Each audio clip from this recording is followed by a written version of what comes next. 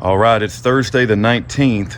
We're going to pick back up with doing front and rear brakes on a 2012 Ford Transit van.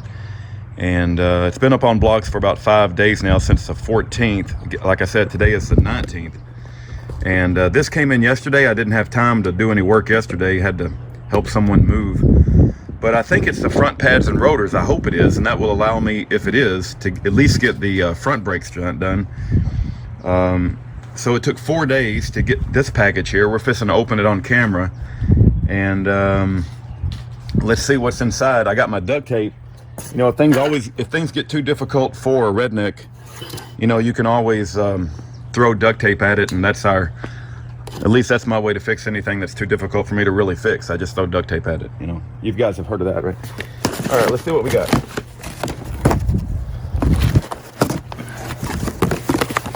All right, it does appear that might have my home address. I'm not trying to share my home address on camera. It does appear these are the pads. You guys see that? The pads for the front. Let's take them out and just take a quick look at them. Yeah, that's the front pads. That's good. Oh, good. And remember I said something about the rear part. I was wondering how that was going to work. So the new pads come with that. That's going to be important. And look how thick they are, right? My pads ain't nearly that thick, so that's good to replace them. I had a little, this thing. Yeah, that'll probably come in handy. That's like some kind of cream or silicone to stick in certain places. I'll read about it and figure out where they want me to stick it. I'm sure you guys can tell me where to stick it too. What's this? They get some kind of fancy card you can stick on your refrigerator magnet. Probably a Rock Auto advertisement, I would imagine. Yeah, rockauto.com. All right, that's cool. And then let's got two of these. They're very heavy. Let's open one up and see what we got.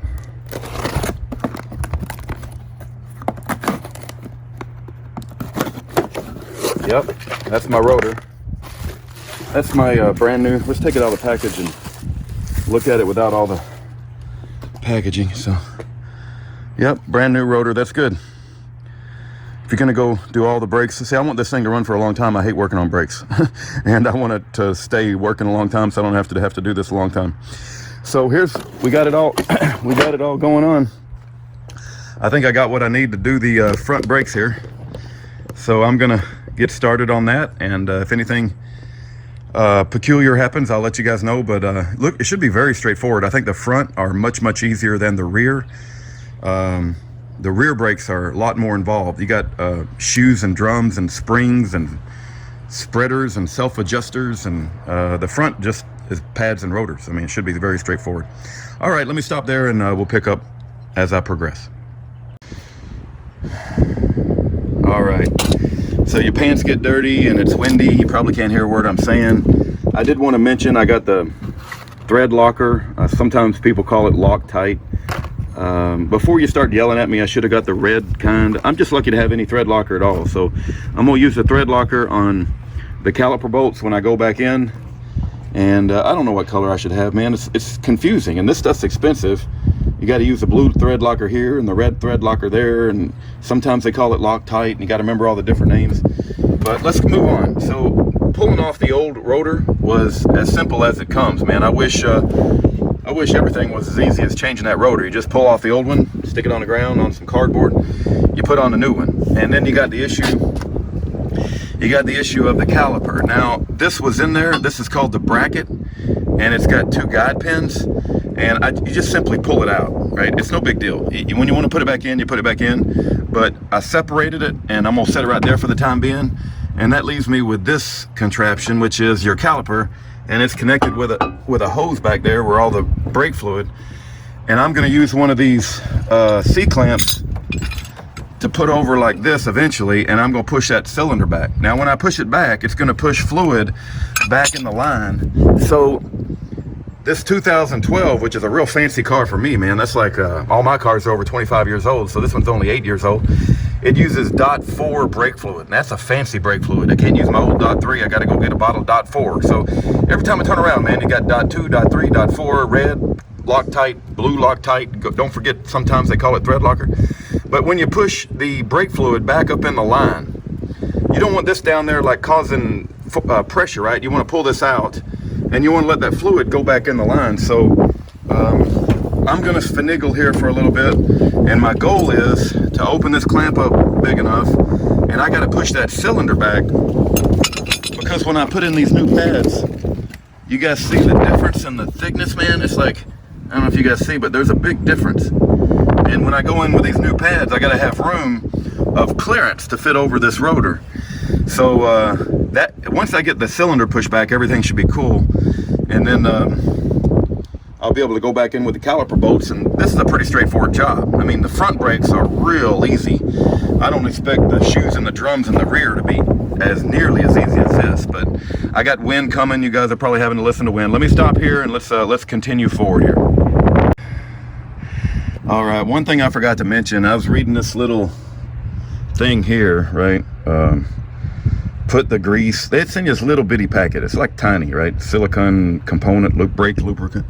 Anyway, they want you to put lubricant all over the back of the pad, and of course I'll have another pad too that I'll have to do, and then they say to put it all on the guide pins, but they don't give you enough, and I'll probably get some up in these guide pin holes. And anyway, I got this for like over $13. I didn't like it when I bought it because it was too expensive, but it is going to give me the 8 ounces, because that little packet they send, it's just ridiculously small, man. It doesn't cover both sides. I mean, I'm going to use it all up on one side, and plus I'll need more. So anyway, I just wanted to mention, don't forget to put the brake caliper, what's it called?